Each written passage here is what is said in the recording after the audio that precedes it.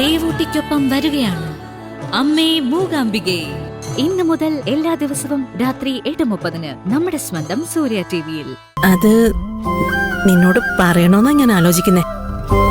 പറ ജയന്തി ചേച്ചി. ഇന്നലെ എനിക്കൊരു ലെറ്റർ വന്നു. ഫ്രം അഡ്രസ് ഇല്ലാത്തൊരു ലെറ്റർ. ലെറ്റർ മാത്രമല്ല, അതിന്റെ കൂടെ ഒരു ഗിഫ്റ്റും ഉണ്ട്.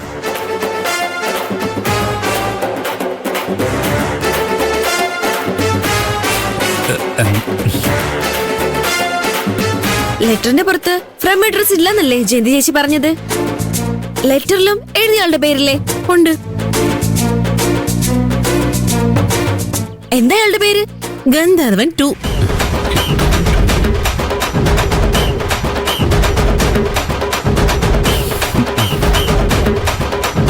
ഗന്ധർവൻ 2ഓ? ഗന്ധർവൻ 1 പാറുവിന് ലെറ്ററും ഗിഫ്റ്റും അയക്കുന്ന ആള്. ഗന്ധർവൻ 2 ജയന്തി ചേച്ചിക്ക് ലെറ്ററും ഗിഫ്റ്റും അയക്കുന്ന ആള്. അപ്പൊ ഒരു കാര്യം ഉറപ്പാ, ഇവിടെ നടക്കുന്ന എല്ലാ കാര്യങ്ങളും അറിയാവുന്ന ഒരാളാണ് ഈ ഗന്ധർവൻ 2.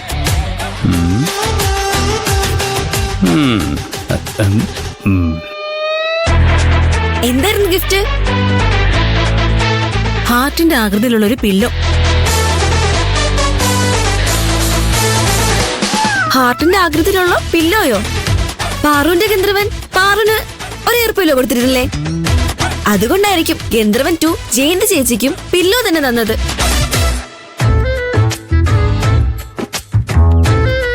ഇതിന്ന് എനിക്കൊരു കാര്യം മനസ്സിലായി. സ്വന്തം പേര് പറയാതെ ഗന്ധർവൻ എന്ന കള്ളപ്പേര് പറയുന്ന എല്ലാവരും ഉടായിപ്പായിരിക്കും.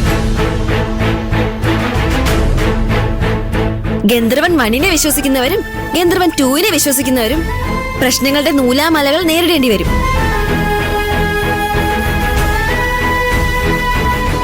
ജീവിതത്തിൽ പിന്നെ സ്വസ്ഥത കിട്ടില്ല. അതുകൊണ്ട് ജയന്തി ചേച്ചി, ഈ ഗന്ധർവൻ എന്ന് പറഞ്ഞു വരുന്ന ആരെയും അടുപ്പിക്കണ്ട കേട്ടോ. അയ്യോ പാറു, പാറു നീ കഴിച്ചില്ലല്ലോ. എന്തു പറ്റി നിനക്ക്?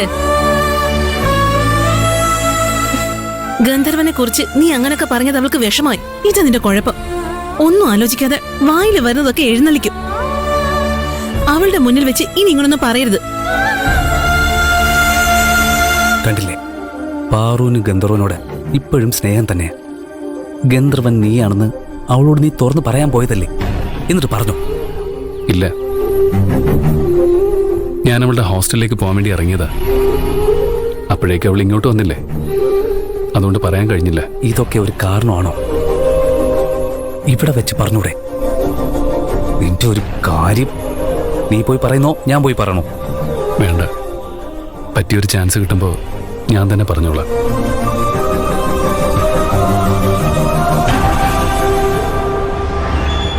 പ്രിയന് ഞങ്ങളോട് എന്തോ പറയാനുണ്ടെന്ന് പറഞ്ഞിട്ട് എന്താ പ്രിയ? നിങ്ങൾ വീണ്ടും എന്തെങ്കിലും കുഴപ്പത്തിൽ ചെന്ന് ചാടിയോ? ഞങ്ങളായിട്ട് ഇതുവരെ ഒരു കുഴപ്പത്തിലും പോയി ചാടിയിട്ടില്ല ജയന്തി. ചതിയാണെന്നറിയാതെ കുഴപ്പത്തിൽ അകപ്പെട്ടു പോയിട്ടുണ്ട്.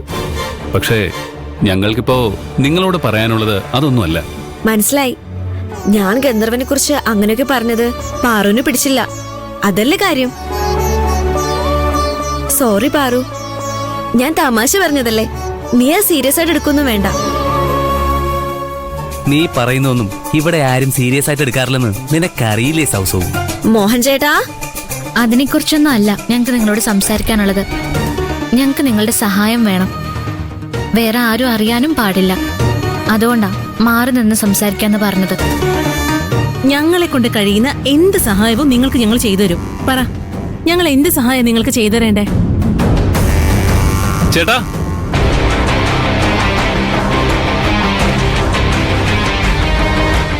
ഈ കളിയിൽ ഞങ്ങളെ സഹായിക്കാൻ നിങ്ങൾ മാത്രമല്ല, ഈ ചേട്ടനുണ്ട്. എന്നെയും പാറുവിനെയും ഗോഡൌണിൽ കുടുക്കിയത് ആരാണെന്ന് സെക്യൂരിറ്റി ചേട്ടനറിയാം. ആ ചതിയെക്കുറിച്ചുള്ള എല്ലാ കാര്യങ്ങളും സെക്യൂരിറ്റി ചേട്ടൻ വ്യക്തമായിട്ട് പറയും. എന്താ നടന്നത് ഞങ്ങൾക്കറിയണം. ചേട്ടാ പറഞ്ഞു കൊടുക്ക. അന്ന് വൈകുന്നേരം എല്ലാവരും പോയോടാ? പാർവതിയും പ്രിയനും പോയില്ല, ബാക്കി എല്ലാവരും പോയി സാർ.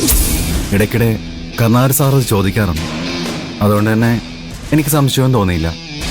പിന്നെ ആലോചിച്ചപ്പോഴാ അതിന് പിന്നിൽ ഒരു ചതിയുണ്ടെന്ന് എനിക്ക് മനസ്സിലായത്. ഒരു മൂലയ്ക്ക് വെച്ചിരുന്ന വേസ്റ്റ് ബിൻ എല്ലാരും കാണുന്ന സ്ഥലത്തേക്ക് താനെ നീങ്ങി വരില്ലല്ലോ. എന്നെ അവിടെ നിന്ന് മാറ്റാൻ കർണാടക സാറും മുക്ത മാഡം കണ്ടുപിടിച്ച വഴിയായിരുന്നു അത്. നാളെ വരെ ഇതിവിടെ വെച്ചേക്കാനോ? സ്മെല്ലിന് കാരണം ഈ പരിസരത്തേക്ക് വരാൻ കഴിയില്ല. ഇതിപ്പൊ തന്നെ ഇവിടെ നിന്ന് എടുത്തുകൊണ്ടുപോയി വേറെ എവിടെയെങ്കിലും കൊണ്ടുവയ്ക്കും.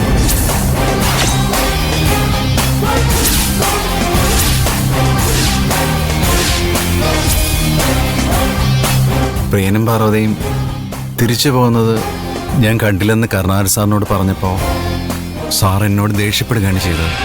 പ്രിയനും പാർവതിയും തിരിച്ചു പോയില്ലെന്നല്ലേ നീ പറഞ്ഞത്? എന്നിട്ട് രണ്ടുപേരും ഈ രജിസ്റ്ററിൽ സൈൻ ചെയ്തിട്ടുണ്ടല്ലോ 5:45. അപ്പം ഞാൻ പറഞ്ഞത് ശരിയാ. ജോലിക്കാർ വരുന്നതും പോകുന്നതൊന്നും നീ ശ്രദ്ധിക്കുന്നില്ല. ഇതാ നടന്നത്.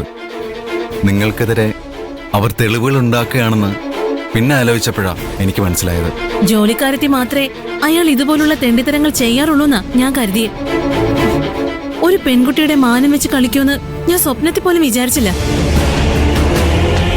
അയാളെ വെറുതെ വിടാൻ പാടില്ല പ്രേം ചേട്ടാ. അന്ന് എല്ലാവരും ചേർന്ന് രഘുവിന് കണക്കിന് കൊടുത്തില്ലേ? അതുപോലെ അയാളുടെ കുത്തിന് പിടിച്ച് കരണത്ത് മാറി മാറി അടിക്കണം. ആദ്യത്തെ അടി ഞാൻ തന്നെ അടിച്ചോളാം. സൗസു, അയാളെ കുത്തിനെ പിടിച്ച് കരണത്തടിച്ചാലും അയാൾക്ക് മാത്രമേ വേദനിക്കൂ. അയാൾ ഒറ്റയ്ക്കല്ലല്ലോ ഈ കളി കളിച്ചിരിക്കുന്നത്. അയാളും മുക്തയും ചേർന്നല്ലേ ഇതെല്ലാം ചെയ്തത്. അതുകൊണ്ട് 2 പേർക്കും തിരിച്ചടി കൊടുക്കണം. 2 പേർക്കും വേദനിക്കണം. ഇതുപോലെ കുരുട്ടു ബുദ്ധിയായിട്ട് ഇനി അവരാരുടെ നേർക്കും ചെല്ലരുത്. ഈ കമ്പനിയിലെ പണി പോയാലും കുഴപ്പമില്ല.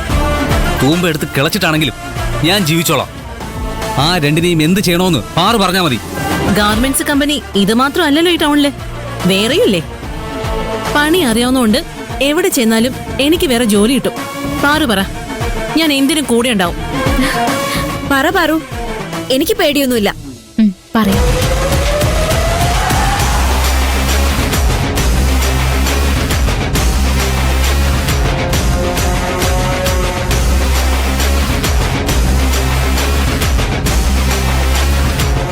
ഉഗ്രൻ ഐഡിയ പാറു. നിനക്ക് ഇത്രയും ബുദ്ധി ഉണ്ടായിരുന്നോ? എന്താ പ്ലാൻ? ഇവിടെ ഒരു ഭൂകമ്പം ഉണ്ടാവും.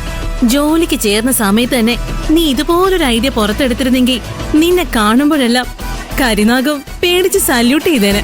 സെക്യൂരിറ്റി ചേട്ടാ, പ്ലാൻ മനസ്സിലായല്ലോ. കൂടെ നിൽക്കാൻ പേടിയൊന്നുമില്ലല്ലോ. ഒരു പേടിയില്ല. മോഹൻ പറഞ്ഞ പോലെ തൂമ്പ എടുത്ത് കളയ്ക്കാനുള്ള ആരോഗ്യം എനിക്കുണ്ട്. നിങ്ങൾക്കിതൊക്കെ അനുഭവിക്കേണ്ടുന്നത് എൻ്റെ അശ്രദ്ധ കൊണ്ടുകൂടിയാണ്. അതിനുള്ള പ്രായശ്ചിത്തമായിട്ട് ആദ്യ അവസാനം ഞാൻ നിങ്ങളുടെ കൂടെ ഉണ്ടാവും. അപ്പോ എല്ലാം പറഞ്ഞ പോലെ